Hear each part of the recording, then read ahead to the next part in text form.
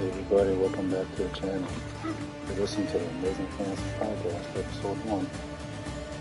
Those watching, listening on the hill, I appreciate you. Those watching, catching the stream at a later date, appreciate you. A couple of announcements before I begin the show. Be sure to tune in live as I stream the classic Tomb Raider games 1, 2, and 3 remastered tomorrow morning. I'm not sure what time yet, but keep your eyes tuned to the channel. Also hit that join button on your screen to become a member of the channel and get access to exclusive perks.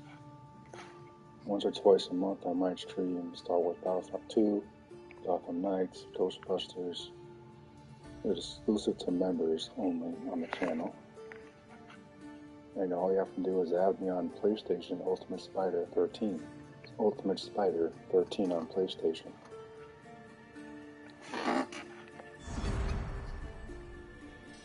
So a few days ago, Season 1, a couple of days ago, I want to say last week sometime, Season 1 of the Percy Jackson and the Olympians series concluded Season 1. And I gotta say, as a fan of the books, fan of the characters, a couple of minutes into the series, this is way better than the movies. The movies were okay for the time, but they were really riding on the success of the Harry Potter series. Percy Jackson is nothing like in the first place. Nothing like Harry Potter. The only thing they have in common is the coming of age type of thing, but Percy Jackson is very much rooted in Greek mythology, set in the modern world, whereas Harry Potter is, wizards and all that stuff. There's magic and stuff in Percy Jackson, but it's more like coming of age. A kid basically accepts the fact that he's the son of a god, basically. And going on all these adventures, and there's like silly things in the books like playing volleyball to take out these monsters in the school one of the books. I think it might have been the third one. It's definitely not seeing monsters. But there's a lot more silly things in the books because Percy is like, 13 in the books? The movies, they were like in the 20s. The actors were like in the 20s. They were way too old for playing high school kids. Yeah, they were definitely riding on the success of the Harry Potter film, which makes sense. But at the same time, these are completely different beasts. And the TV show, I think, understands that. And they finally got it right. Which is why I think more of these book adaptations, these books, should be put on television and not film. Like, for example, with Fantastic Beasts, not to get off track, but Fantastic Beasts should have been on television, not film. It's a smaller story. Not everything needs to be about the end of the world, or like with Star Wars, the next friggin' Death Star again. It's okay to do smaller stories, and for the most part, Percy Jackson is a smaller series. There is like a overarching conflict with the gods of Olympus and whatnot, but from what I can remember, there's nothing that has grave consequences, at least not immediately. So, like, one of my favorite parts of the series is that you really get to see a lot of the in-between stuff that the movies didn't cover, the books cover. The movies skipped over so much material. And they just gloss over the fact that he's the son of a god in the modern world. All the stuff that happens at camp, Half-Blood, and all that, it just completely glossed over in the movies. They just go from A to Z while worrying about B, C, D, E, and F. And I think that's why the movies were ultimately canceled after Sea of Monsters, I believe. I remember I saw Sea of Monsters in the theater. It was okay. I thought it was pretty good for the time. Then I went back and watched the first one. Then I started reading the books. And kind of in the back of my mind, I'm like, this would be a pretty good TV serial if it was written correctly. Yeah, and lo and behold, I think it started in December last year, December, and I guess it concluded like maybe a week or two ago. Season 1. Season 2 has been confirmed. And it was based on Sea of Monsters, the second book. Sea of Monsters, and there's no doubt in my mind it'll be better than the movie because the movie is a bloody mess. It's kind of a joke looking back on it. Again, a couple minutes into the show, and I'm like, wow, this is way better than the movie.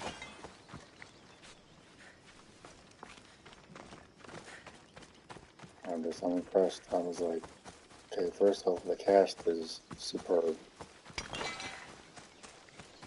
They cast actual kids in the role, which is exactly what Percy is supposed to be. You're not supposed to be a freaking 20-something-year-old dude like in the movies. Or Harold Logan Lerman, I think his name is. No offense to the actors, but they're way too old to be playing high school kids. It was dumb. I still don't know if I really buy it being a lightning thief even in the show, because you barely see him in the show. And I'm like, okay, I need more time with that character before I really buy into that. The movie was even worse, because he just shows up and he's like, I'm a lightning thief. It's like he just blurts it out, and like there's no build up to it, there's no reason to care. He just says it, and it's like, okay, I guess it's still fucking important. But like, at least in this, I don't know if I really buy being a lightning thief. It makes sense, he's the son of Hermes. So he would be able to get in and out of places a lot easier than most people. Just like in the movie, I think he went and found the remains of Kronos in Tartarus. And he went to Tartarus, and I'm like, yeah, the son of Hermes would probably be able to get in and out of Tartarus pretty easily. Because Hermes was the messenger of the gods in Greek mythology. So that makes sense. The show, I'm thinking I need more time with that character, because his motivations to me just kind of make sense and they kind of don't. So hopefully season 2 can go a little more into that, can dive a little more into that, and I just love seeing the character development and those adventures every week. It's like, again, they just zip through all of this in the movie. 1 minute you're in Camp Hatfield, the next minute you're in the freaking underworld, or whatever, and I think we missed a couple things here. I think Medusa was done so much better this time around. Starting with the casting for sure. It was really more believable. She would be hiding and whatever, and all that. And casting Edge as Ares, hilarious. Okay, that's enough. I was rolling.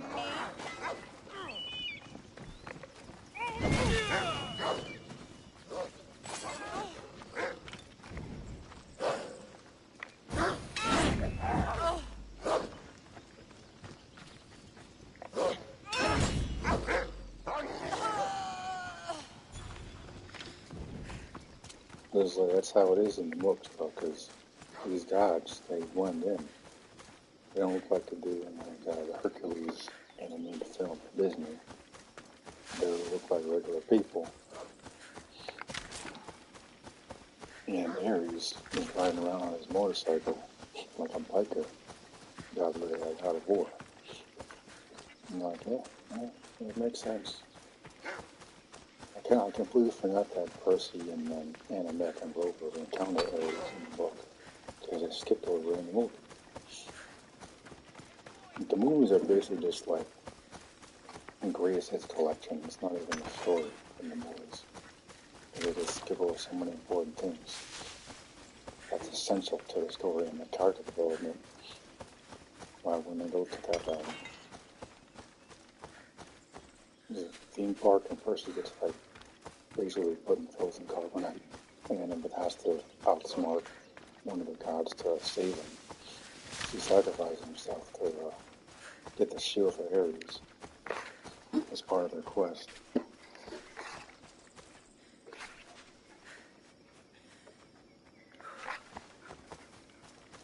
don't remember that in the books. I'm sure it's in there, obviously. Again, the show is a vast improvement over the films. The films, I think, were good at the time. It was a good attempt at an adaptation of the Percy Jackson books, but kind of was a swing and a miss. And I'm glad they managed to correct that with this series, and I'm looking forward to seeing these characters as they grow and develop over time. So there's a lot of books in the Percy Jackson series. Some of them don't even involve Percy per se. Like there's another character, I don't remember his name, I think something Chase. And it still involves Greek gods and whatnot. Percy's not the main star in those books. And it's like the House of Hades and all that stuff. That's further down the line, but this show continues to be successful. Hopefully we get to see that adapted, because the movies they ended at probably an interesting place where the story would have gotten so much better. Like bringing Talia, Zeus's daughter, back. And I kept, you mentioned it a couple of times in the show, so she'll probably be mentioned or brought into the show by the end of season 2, I'm guessing. So there's a lot to look forward to, for sure.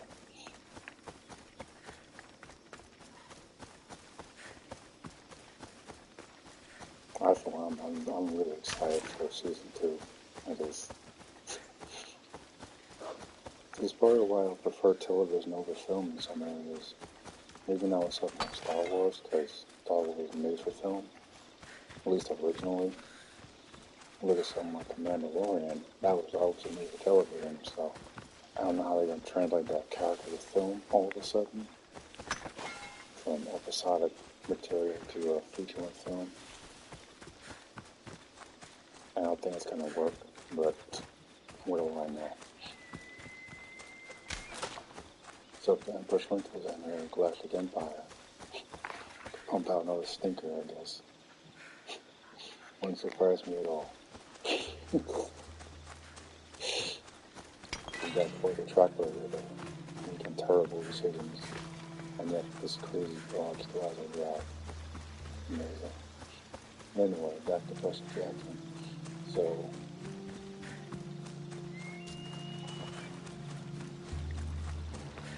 I think, again, television is definitely the way to go for these book adaptations. And I'm glad that we've made the leap from book to TV with Percy Jackson in particular. I think Harry Potter could work on TV. I don't think they need to remake the entire thing on television. I think for Harry Potter, branching out to other eras, like with Hogwarts Legacy or Fantastic Beasts, is the way to go for that on television, not film, television. You look at Hogwarts Legacy and it's made for fans. Even if you're a newcomer, if you want to just play a freaking video game, that's where you should probably start.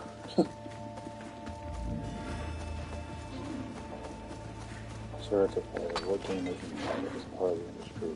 It's how it's been around. How it's both evolved over time. There's really no getting around that. Every game is competitive.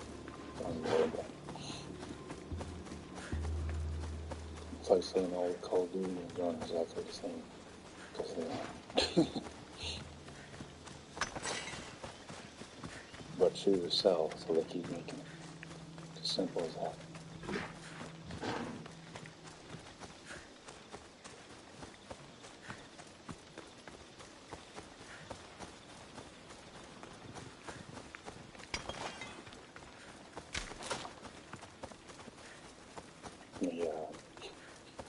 It's not as action-packed as one might think.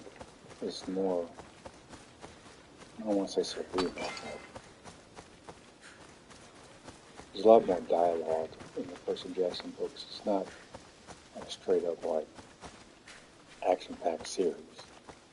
And I think people that don't know the books might shy away from that, but it's important stuff. Like, you learn a lot about the characters when they're interacting with each other and when they're talking and whatnot. Something that I think a lot of movies have lost. Like the Marvel Universe, for instance. They don't really talk to each other anymore. They just do stuff. And now we got this, like, female revolution thing going on. And it's kind of ruining the brand from what it once was. And I think that's a risk. And I think Marvel Studios needs to get back on track with that. Hopefully they will. I mean, I doubt it. It's not looking too good for them. But Percy Jackson, as far as I'm concerned, the only way I can go from here is forward and make improvements along the way. I don't have too many critiques for this season because it's pretty much to a T what I was expecting. Like when it was announced, I got so excited. I'm like, finally, I'm gonna get this done right. No more dopey films with glossing over all the important stuff. Trying to get down to the nitty-gritty of what this should be.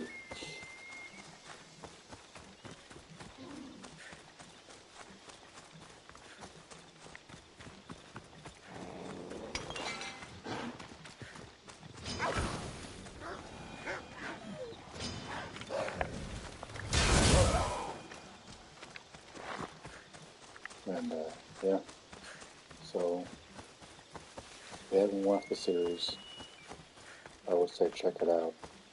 You need to read the books, you need to listen to an audio tape of the books, you need to listen to them alongside the show or something.